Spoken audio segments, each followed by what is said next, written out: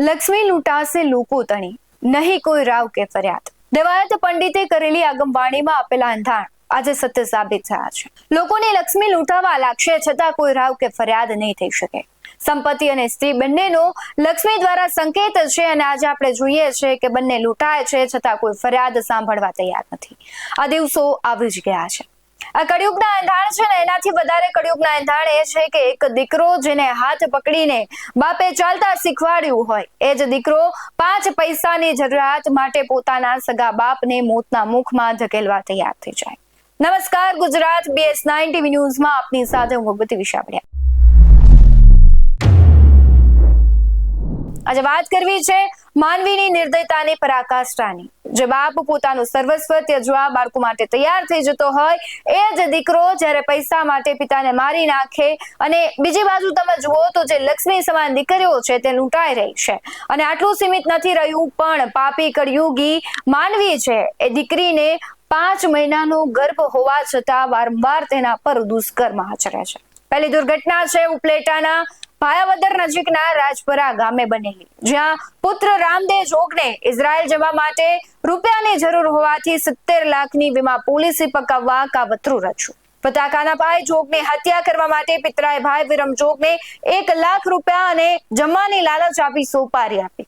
પ્રથમ જંતુનાશક દવા પીવડાવી અને મારી નાખવાનો પ્લાન ઘડ્યો, પરંતુ તે નિષ્ફળ ગયો. એટલે નિષ્ફળ જતા કુહાડીના ઘા ઝીકી તેની હત્યા કરવામાં. હત્યા કર્યા બાદ મૃતદેહને રોડ પર ફેંકી દઈ અકસ્માતમાં ખપાવવાનો નિષ્ફળ પ્રયાસ પણ કર્યો, પરંતુ પોલીસ તપાસમાં વાહન પર અકસ્માતના નિશાન ન મળતા પોસ્ટમોર્ટમ રિપોર્ટ પરથી ભાંડો ફૂટ્યો. ભાયાવદર પોલીસે ગણતરીના દિવસોમાં જ ભેદી ઉકેલ કપાતર પુત્ર અને ભત્રીજાની ધરપકડ કરી.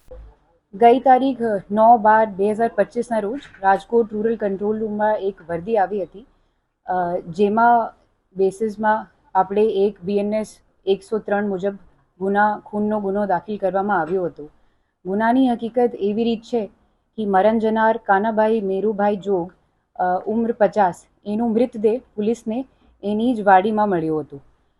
શરૂઆતમાં આપણે પ્રાઇમરી ઇન્ફોર્મેશન આ હતી કે એનો કદાચ કંઈ એક્સિડન્ટ થઈ ગયો છે, મોટર વ્હીકલ એક્સિડન્ટ.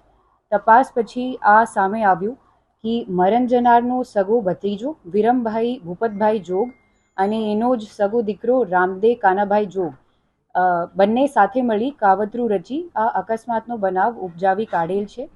અને આરોપીઓની ત્યારે ધરપકડ કરવામાં આવી. ત્યારે સામે આવ્યું કે મરણ જનારના દીકરાને ઇઝરાયલ જવાનું પ્લાન હતું, એને ત્યાં ફોરેનમાં સેટલ હોવાનું હતું. આ લઈને જુદી જુદી જગ્યાઓથી પૈસોનો વ્યવસ્થા કરતું હતું છેલ્લા 1 વર્ષથી. એને પિતાની એક વીમા લાઈફ ઇન્સ્યોરન્સ પોલિસી હતી HDFCની, જેની કુલ વેલ્યુ લગભગ 60 થી 70 લાખની હતી. તો એને દરેક રાસ્તો ટ્રાય કર્યું, અને પછી જ્યાર સુધી એના પાસે નાણાં જો છે આખા એકઠા નહીં થયા, ત્યારે એને આપણે વિરમભાઈ સાથે મળીને પ્લાન બનાવ્યું કે કાનાભાઈના મર્ડર કરીને અને પછી જે ઇન્સ્યોરન્સના પૈસા મળીએ આ યુઝ કરીને એને ઇઝરાયલ સેટલ થવા જવાનું છે. તો એને 2 વખતે મર્ડર કરવાની ટ્રાય કી. પહેલી વખતે એને આપણે પિતાને ઝેર આપવાની કોશિશ કી, આ ફેલ થઈ ગયું હતું. અને એના પછી આ બંને જો છે આ એક્સિડન્ટ તરીકેનો બનાવ બતાવીને આપણે એક વાડીમાં જ મોજૂદ કુહાડીથી કાનાભાઈનો મર્ડર વિરમભાઈ કરી દીધું. એમાંથી એના જો દીકરો છે રામદેવ કાનાભાઈ જોગ, એને જ ઇઝરાયલ જઈને સેટલ હોવાનું છે. અને વિરમભાઈને એને આ લાલચ આપ્યું કે હું તમને 1 લાખ રૂપિયા અને તમારી આખી જિંદગી સુધી ભોજન આપું. ઝેર એનાથી 2-3 દિવસ પહેલા જ.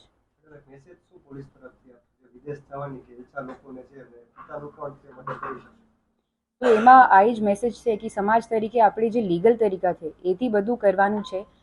બેંકની તરફથી બધું લોન મળે છે કરિયર માટે, આપણી પ્રોગ્રેસ માટે, તો એનો ઉપયોગ કરવાનો છે. મેડમ, ખાસ કરીને પોલીસને કઈ રીતે જાણ થઈ કે આખો બનાવ છે તે હત્યાનો છે? કારણ કે પહેલા એક્સિડન્ટલ કહેવામાં આવ્યું, કઈ રીતે?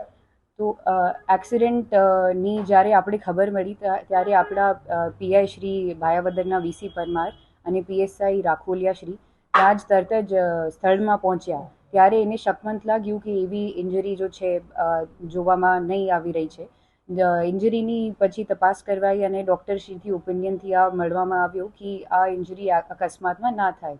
ત્યારબાદ તપાસ દરમિયાન સ્થળ તપાસ દરમિયાન અને આરોપીની પૂછપરછ બાદ આ જાણવામાં આવ્યું કે આ એક કાવતરું હતું. તો બીજી તરફ સુરેન્દ્રનગરમાં માનવીય વિકૃતતાએ સગીર વયની દીકરી જે પોતાની કહેવાય છે કે હજી કુમળા ફૂલ તરીકે તે ખીલતી હોય છે અને ફૂલને પોતાની હવસનો શિકાર બનાવનાર એ નરાધમે છે ચૂંથી નાખે છે. કેટલાય નરાધમો છે પોતાની હવસ સંતોષવા બાળકીઓના ભોળપણનો લાભ ઉઠાવતા હોય છે અને તેને શિકાર બનાવતા હોય છે.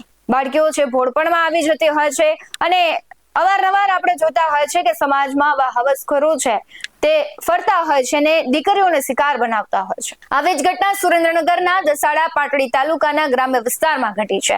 એક બાળકીના ભોળપણનો લાભ ઉઠાવી ગામના જ યુવકે ધમકી આપીને વારંવાર દુષ્કર્મ આચરતા બાળકીએ 5 માસનું ગર્ભ ધારણ કર્યો, પરંતુ બાળકીને પેટમાં દુખાવો થતા સમગ્ર ઘટના સામે આવી અને બાળકીને સારવાર માટે હોસ્પિટલમાં ખસેડતા બાળકીએ 5 માસનો જે ગર્ભ હતો તેને મૃત બાળકને જન્મ આપ્યો, જેથી સગીરાના પરિવારજનોએ યુવક વિરુદ્ધ ફરિયાદ આપતા પોલીસ આરોપીના DNA મેળવે છે, મૃત બાળક સાથે મેચ કરે છે અને ત્યારબાદ પોલીસ આરોપીને પકડી પાડે છે. સાથે જ પોલીસે સગીરા પર દુષ્કર્મની ફરિયાદ નોંધાતા પોલીસે તાત્કાલિક આરોપી અજીત માણા ઠાકોરની ધરપકડ કરી છે અને તેને કાયદાનું પણ ભાન કરાવ્યું છે. સમગ્ર કેસમાં પાટડી PIBC છત્રાલિયા શું કહી રહ્યા છે તેના પર નજર કરીએ.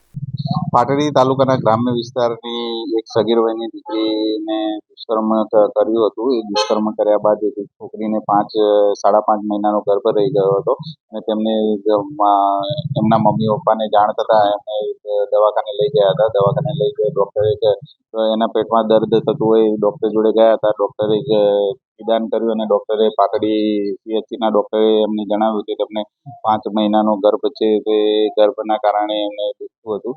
એ પછી એમણે રિફર કર્યા અહીંયા સુરેન્દ્રનગર અને સુરેન્દ્રનગર ગાંધી હોસ્પિટલમાં એમને મૃત બાળકને જન્મ આપ્યો છે અને આના ઉપરથી અમે પોસ્કો વિથ રેપનો કેસ દાખલ કર્યો છે અને આગળની તપાસ ચાલુ હતી. તે દરમિયાન આરોપી પણ પકડાઈ ગયો છે અને આરોપીનો અને મરેલા છોકરાનો DNA માટે મોકલે FSL કચેરી રાજકોટ ખાતે મોકલેલ છે અને એના પછી પૂરતા પુરાવા આવશે એટલે પછી અમે ચાર્જશીટ કરી અને નામદાર કોર્ટમાં મોકલી દઈશું. હવે પોલીસ તપાસ તો કરી રહી છે, પરંતુ જોવું રહ્યું કે કાયદો આવા નરાધમને શું સજા આપે છે. પણ સવાલ હંમેશા માણસની વિકૃતતા અને લાલચ વૃત્તિ પર થાય છે.